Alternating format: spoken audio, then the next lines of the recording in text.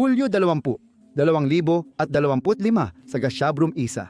Ang kanyang huling 8,000 metrong tuktok si Marco Confortola ay nagtagumpay matapos ang mahigit 20 taon na paghahabol sa 14 na tuktok.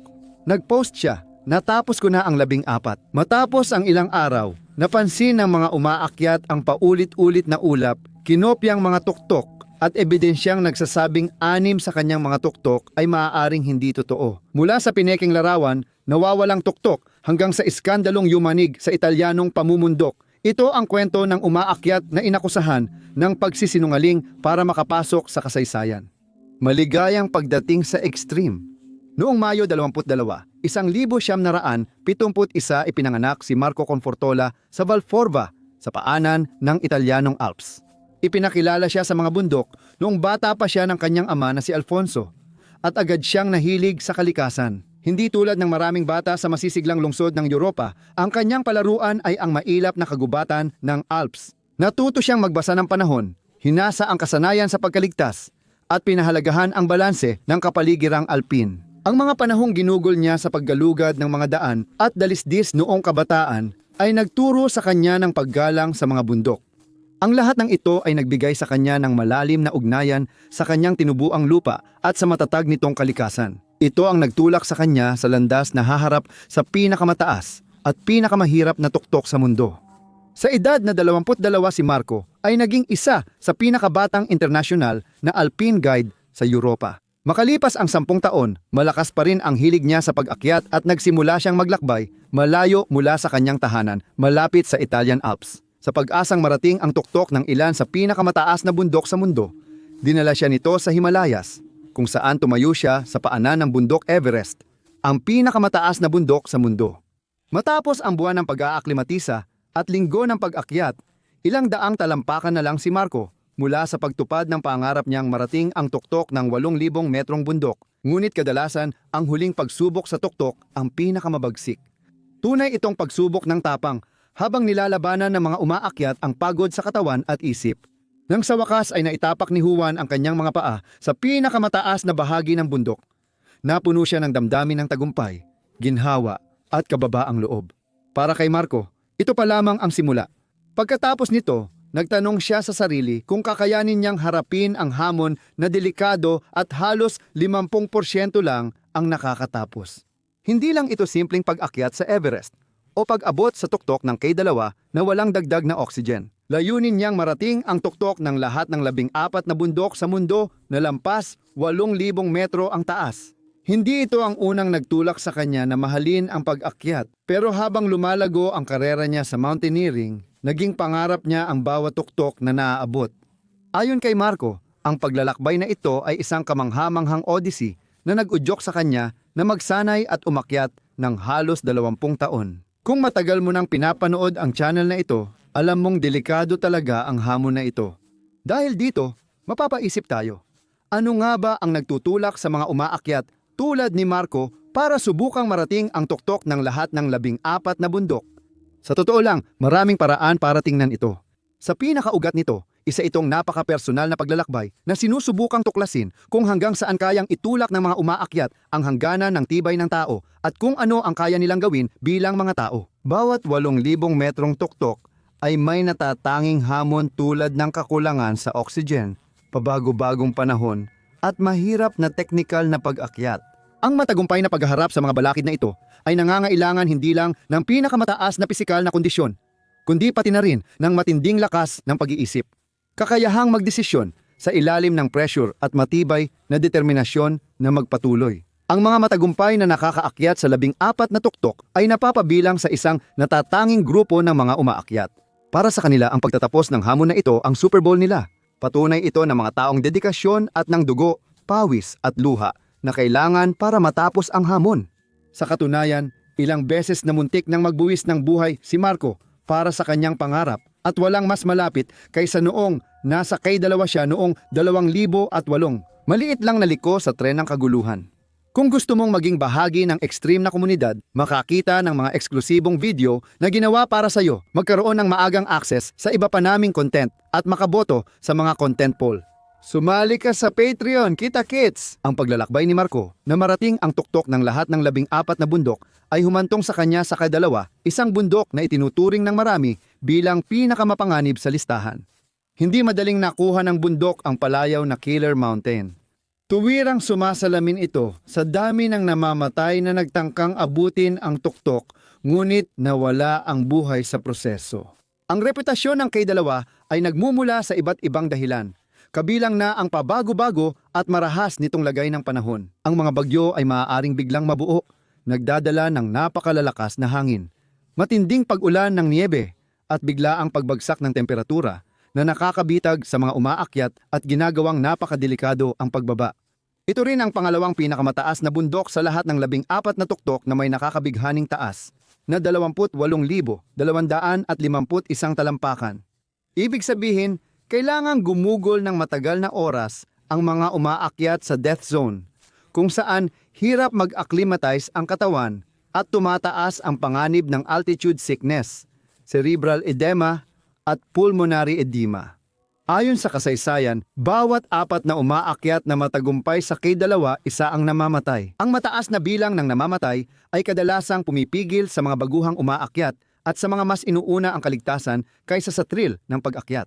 Para kina Marco na gustong mapasama sa iilan lang na nakaakyat sa 14 na tuktok, kailangang harapin nila ng matapang ang K2. Ito mismo ang ginawa niya. Matapos ang buwang pag-akyat at pag-aangkop sa matataas na kampo, matagumpay na naabot ni Marco ang tuktok ng K2 noong Agosto 1. Ngunit hindi niya alam noon na magbabago na pala ng tuluyan ang kanyang buhay. Nang mabasa ko ang kwentong ito, hindi ako sigurado kung gusto kong malaman ang sumunod na nangyari. Habang nagsimulang bumaba si Marco sa bundok, isang napakalaking, matalim na blok ng yelo ang bumagsak sa isang bahagi na tinatawag na bottleneck na nasa ibaba lang ng tuktok. Ang makitid na daang ito ay isa sa pinakamapanganib sa K2 Trail at matapos ang pagbagsak, hindi na madaanan dahil nawala ang mga nakapirming lubid. Maraming mga umaakyat ang naipit sa itaas sa kilalang death zone, kabilang si Marco na wala ng paraan para bumaba. Kinailangan niyang magpalipas ng gabi sa isa marahil sa pinaka-hindi kaaya-ayang lugar sa mundo na walang masisilungan o supply. Ang tanging nagawa ni Marco ay magdasal. Nalampasan niya ang gabi at umasa na darating ang tulong pagsapit ng umaga. Takot at nag-iisa, ginawa niya ang lahat para manatiling mainit hanggang sa sumikat ang araw sa ibabaw ng bundok. Ngunit hindi pa siya ligtas sa panganib. 5 araw niyang sinubukang bumaba ng bundok bago makarating sa base camp noong Agosto 5. Pero hindi iyon nangyari nang hindi siya nagkaroon ng matinding frostbite sa mga daliri ng paa at habang buhay na trauma. Si Marco lang ang nakaligtas at nailikas ng helicopter mula sa bundok. Ngunit sa kasamaang palad, 11 ang nasawi sa insidenteng ngayon ay kilala bilang 2,008 K2 na trahedya. Karaniwan, di na umaakyat muli ng bundok ang mga muntik ng mapahamak, pero iba si Marco. Lalo lang itong naging gatong sa apoy na naglalagablab sa loob niya. Ngayon, higit kailanman, nagsimula siyang maniwala na kaya talaga niyang marating ang tuktok ng lahat ng 14 na bundok, pero marami pa siyang kailangang akyatin. 2 dekada niyang inakyat ang mga bundok. At pagsapit ng Hulyo 2025, Glacier Broom na lang ang natitira sa kanyang tatahakin. Isa, may hadlang na 26,510 talampakan ang taas at 11 pinakamataas na bundok sa mundo. Kapag narating niya ito, magiging 11 siyang Italianong nakaakyat sa lahat ng 14 na tuktok. Mapapabilang siya sa mga piling alpinista gaya ni na Reinhold Messner at Silvio Montanelli. Sumama si Marco sa internasyonal na koponan sa ekspedisyong ito. Hinarap niya ang mahihirap na kondisyon gaya ng malalim na niebe at pabago-bagong panahon sa Karakoram Range. Ang huling pagsugod niya sa tuktok ay lalo pang naging mapanganib at nangangailangan ng mabagal at matatag na pag-usad. Pagkatapos, habang ang araw ay nagsisimula nang umabot sa pinakamataas nitong punto sa langit noong Hulyo 20 sa wakas ay narating ni Marco ang tuktok. Naramdaman ni Marco ang matinding tuwa at kapanatagan. Sa wakas ay narating na niya ang tuktok ng huling bundok sa 14 na tuktok at dahil dito, ang pangalan niya ay magiging bahagi na ng kasaysayan ng pag-akyat ng bundok. Ito ang bunga ng mahigit 20 taon ng pagsusumikap para sa layuning madalas ituring na imposible. Pagkatapos marating ang tuktok ng Glacier Broom 1 noong Hulyo 2025, ibinahagi niya sa social media ang tagumpay. Isinulat na Natapos ko na ang 14 at tinawag ang sarili na alamat. Ngunit dito nagsimulang maging kakaiba ang mga pangyayari. Halos agad-agad matapos ibahagi ni Marco ang balita ng kanyang tagumpay. Sinalubong ng kontrobersya at akusasyon ng panlilinlang ang kanyang mga pahayag mula sa mga kilalang Italyano at internasyonal na mountaineer tulad nina Simon Moro, Silvio Montanelli at Reinhold Messner. Habang tahimik na tinatamasa ni Marco ang bagong kasikatan, lalo namang tumitindi ang tensyon. Kumalat sa mountaineer community ang mga larawan ng kanyang pag-akyat, kaya marami ang nagduda sa pagiging totoo ng kanyang 14 na tuktok. Sumunod ang mga paratang na si Silvio Montanelli, ang unang profesional na umaakyat na naghayag at tumawag ng pansin. Marco. Isa si Silvio sa 10 Italyano na matagumpay na nakaakyat sa 14 na tuktok. Matapos magyabang si Marco online sa tagumpay niya, ibinunyag ni Silvio na hindi talaga nakarating sa tuktok ng Annapurna ang umaakyat. Inakusahan niya si Marco na tumigil lang sa gulod mga 30 minuto mula sa tuktok. Sa isang panayam, sinabi ni Silvio ang mga sumusunod tungkol sa kontrobersya noong panahong iyon. Pinalampas ko na, pero ngayon ay naiinis na ako dahil gumagawa siya ng ilang mga pahayag. Lalo na ngayon na humaba pa ang listahan ng mga hindi tiyak na pag-akyat. Nagdulot ng pagdududa ang mga pahayag ni Silvio sa tagumpay ni Marco. Ngunit hindi lang siya ang nag-aalalang naabot ni Marco ang tuktok ng lahat ng 14 na bundok.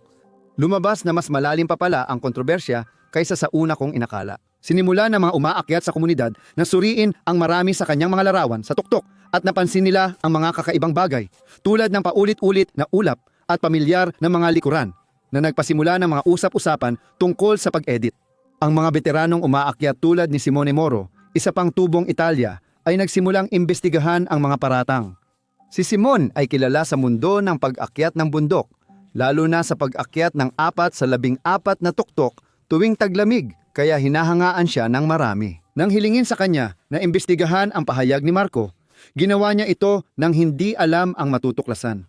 Hindi niya alam na masasangkot niya ang Alpine sa isa sa pinakamalaking eskandalo ng makabagong kasaysayan. Matapos suriin ang mga datos at larawan ni Marco, ibinunyag ni Simon na malamang hindi niya naabot ang tuktok ng hindi bababa sa 6 na bundok sa listahan, kabilang ang Lhotse, Annapurna, Nanga, Parbat at Kanchenjunga. Ang Kanchenjunga, pangatlong pinakamataas na bundok sa mundo, ay nasa Himalayas at may taas na 28,100 at 69 na talampakan. Itinuturing ng maraming umaakyat na isa ito sa pinakamahirap at pinakamapanganib na bundok sa mundo dahil sa teknikal na lupain at matinding kondisyon ng panahon. Noong 2022, sinubukan ni Marco akyatin ang tuktok, ngunit hindi ito naging madali. Sa Kanchenjunga, bihira ang madaanan na daan, kaya madalas kailangang maghanap ng sariling ruta sa makapal na niyebe at yelo, na nagpapahirap sa katawan at isip. Kasama sa teknikal na bahagi ng pag-akyat sa hilagang at timog kanlurang muka, ang matatarik na yelo, mapanganib na bato at lantad na gulod. Nangangailangan ito ng mataas na antas ng kasanayan sa pag-akyat ng bundok at malawak na karanasan, bukod pa sa mga hamon na dala ng bundok mismo. Nagpasya si Marco na aakyatin niya ang Kanchenjunga nang hindi gumagamit ng karagdagang oxygen. Pagkatapos ng linggo ng hirap at pagsasanay, sinubukan ni Marco ang huling pag-akyat sa tuktok. Nagsimula mula Kampo 4 halos 25,000 talampakan taas. Madaling araw ng Mayo 12. Pagsapit ng hapon, siya ang naging unang Italyano na nakaakyat sa tuktok ng Kanchenjunga nang walang karagdagang oxygen. Ang tagumpay na ito ay nagpatibay sa kanya bilang isa sa pinakamahusay na Italianong umaakyat ng bundok noon.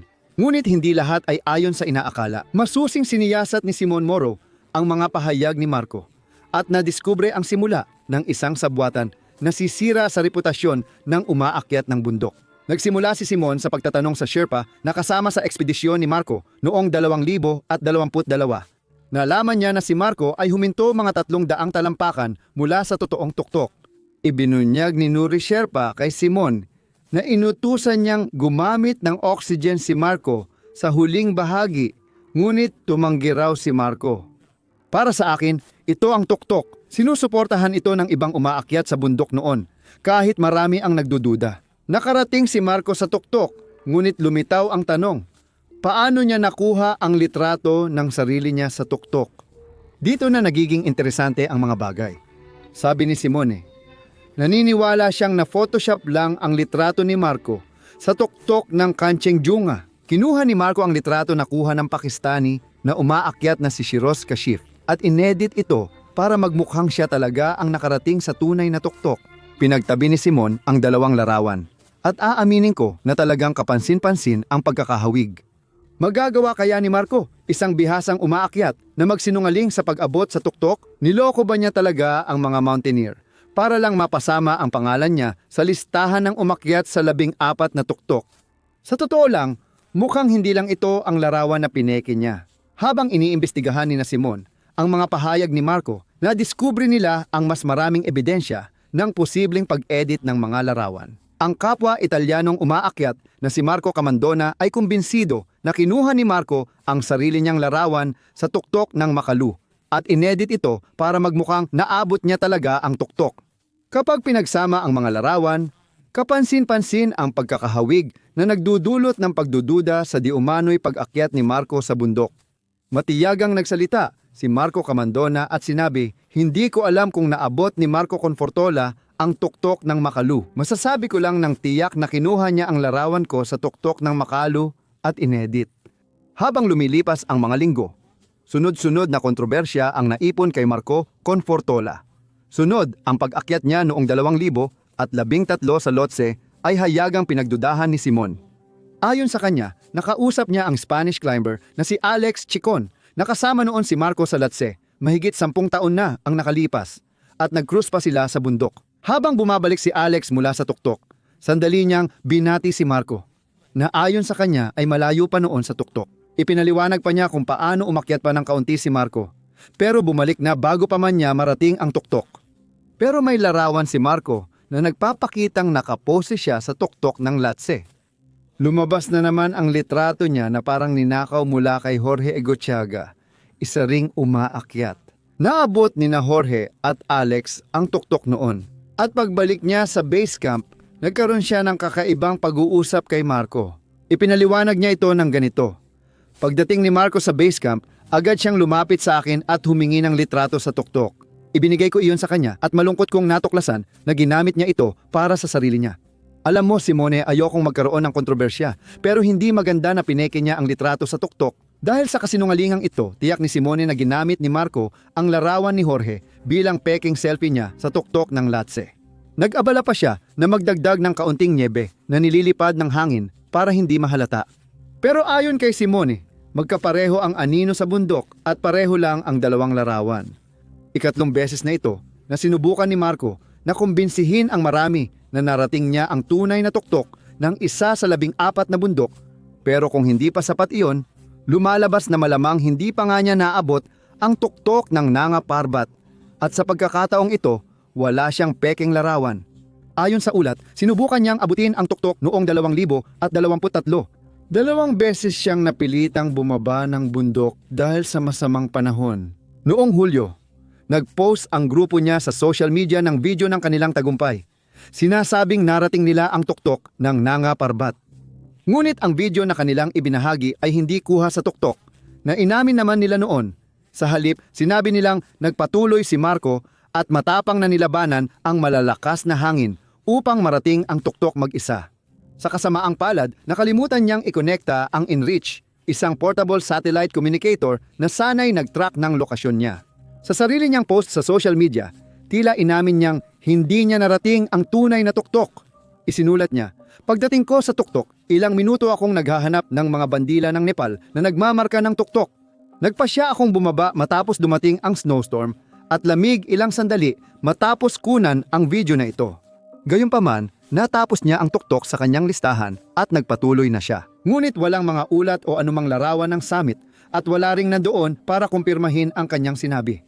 Dahil sa dumaraming paratang, tinangkang ipagtanggol ni Marco ang sarili niya online. Sinimulan niyang ikwento ang kanyang panig at sa buong panahon ng tinatawag niyang witch hunt, iginiit ni Marco na wala sa kanyang mga litrato ang peke. Sa isang panayam, nagsalita rin siya laban sa mga paratang. Sinabing kung may kumuha ng litrato sa tuktok sa parehong paraan, kailangan ba talagang sabihin na ito ay nakaw na litrato? Sinagot din niya si Simon at sinabing naiinggit lang ito sa kanyang nagawa. Nilinaw ng mga umaakyat ng bundok tulad ni Simone na wala silang galit kay Marco. Sinusuri lang niya ang mga alalahanin ng ibang umaakyat ng bundok. Dagdag niya, usapin ito ng etika sa pag-akyat at respeto sa mga totoong nakaabot sa tuktok. Sa isang panayam, sinabi niyang, mas magiging masaya ang mga pumupuna sa kanya, pati si Simon, kung namatay siya sa kadalawa. Noong sakuna ng 2018, ipinakita ng mapait na komentong ito kung gaano kalaki ang epekto ng mga paratang sa kanyang isipan. Kung walang matibay na ebidensya, lalala lang ang sitwasyon. Sa palagay mo ba dumarami ang ebidensya laban kay Marco? O baka pagkakamali lang dahil magkamukha ang ilang larawan? Sa totoo lang, kakaunti lang ang paraan ng pagkuha ng summit photo ng umaakyat. Kaya nagulat ang Alpine community sa ginawa ni Marco. Hindi naman siya baguhan na nagpapa-impress sa mga hindi umaakyat. Sikat siyang mountaineer na umaakyat ng bundok simula pagkabata pa. Si Marco ay autorisadong mountain guide na may maraming sponsor at respetadong miyembro ng Italianong komunidad ng umaakyat ng bundok. Marami ang di maintindihan kung bakit siya nagsinungaling sa pag-akyat sa 14 peaks o kung bakit niya pineke ang mga litrato bilang patunay. Kahit hindi niya naakyat lahat ng bundok sa listahan, matatandaan pa rin siya bilang mahusay at matagumpay na Italianong umaakyat ng bundok. Habang sinusuri ko ang kasaysayan ng pag-akyat ng bundok, napansin kong hindi ito ang unang beses na gumamit ng peking litrato ang umaakyat para patunayan na naabot niya ang tuktok. Ang kasaysayan ng alpinismo ay puno ng maling pahayag at pagtatangkang marating ang tuktok. Noong 1906 pa lang, inangkin na ng Amerikanong manlalakbay na si Frederick Cook na siya ang unang taong nakaakyat sa Mount Denali, isang bundok na may taas na 20,000 talampakan sa Alaska. Ngunit ngayon, malawak nang tinatanggap na hindi talaga niya narating ang tuktok at kahit ang sinasabing larawan ng tuktok ay pinaniniwala ang kuha sa ibang bundok. Kamakailan lang, inamin ng Austrianong umaakyat ng bundok na si Christian Stongel na hindi talaga siya nakarating sa tuktok ng K2 noong 2010. Napatunayang ang litrato niyang ebidensya ng pag-akyat ay kuha lang sa mas mababang bahagi ng bundok. Sinabi niyang dahil sa mababang oxygen sa mataas na lugar, naniwala siyang mas mataas siya kaysa sa totoong narating niya, pero hindi ito pinaniwalaan ng mga kritiko. Maging ang mga baguhang umaakyat ay nahuling nagpo-photoshop.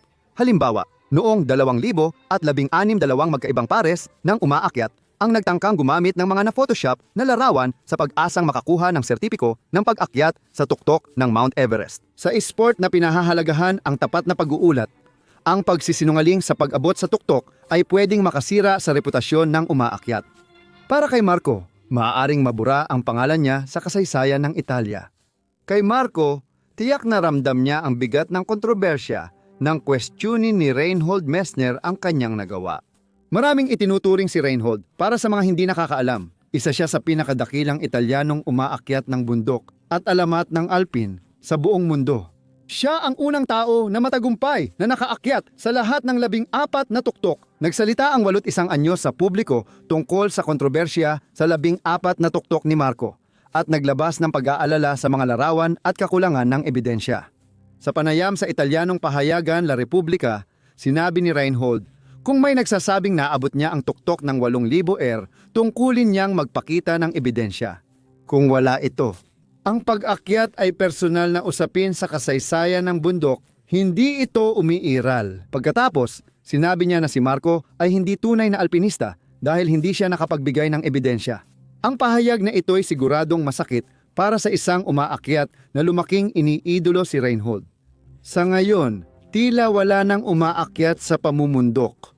Wala ring Italiano ang makapagsabing ligtas na abot ni Marco ang tunay na tuktok ng 14 na bundok. Ngunit dinadala tayo nito sa huling tanong natin. Bakit kailangan pang magsinungaling tungkol dito? May mga nagsasabing pineke ni Marco ang mga larawan at nagpakalat ng kasinungalingan para mapanatili ang kanyang sponsorship.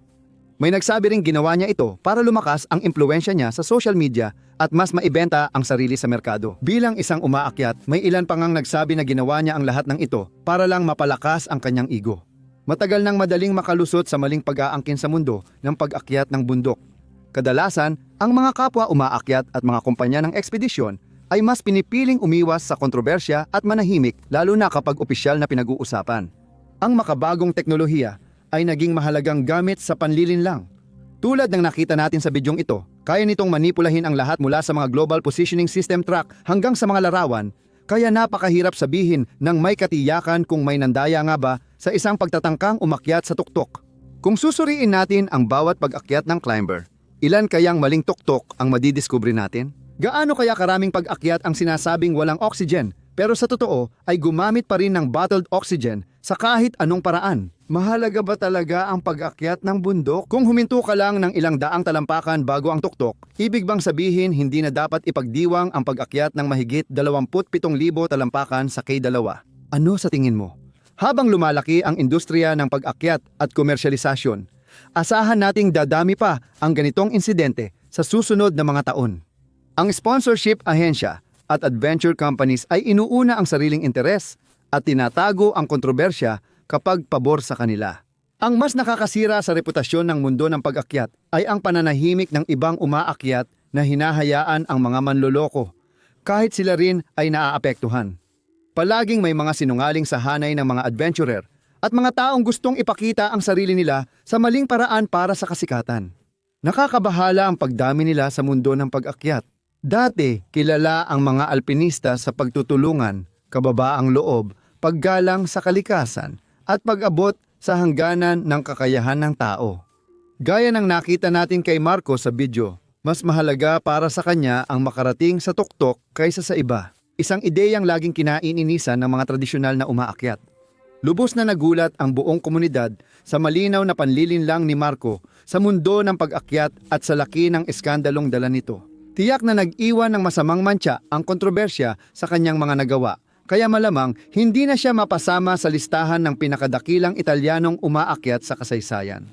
Salamat sa panunood at magkita tayo sa susunod. Manatiling matapang at mamuhay ng may tapang.